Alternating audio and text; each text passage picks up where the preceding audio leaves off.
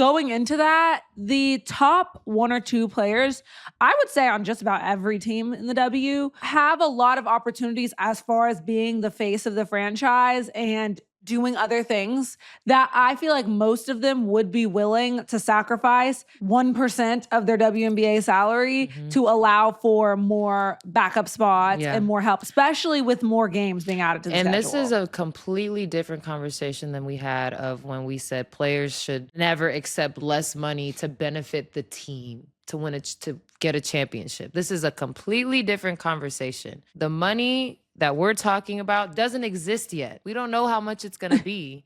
No one has had access to it. No one knows what it looks like. No one knows what it feels like. This is not the money that you have earned already. Like, the top earners still are going to be the top earners. But like, again, like, we don't know what the ceiling is for the top earners.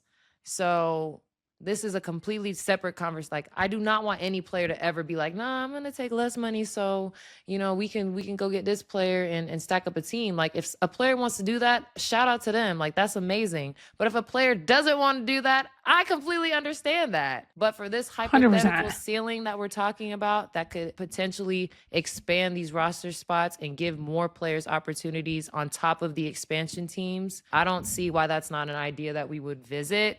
If it doesn't pan out that way, like, cool, that is what it is. But like, it's definitely a conversation that should be had because we do need roster expansion because the waiving of the players, the lack of development of these young players, it's hard. And it doesn't make sense because these players do need development.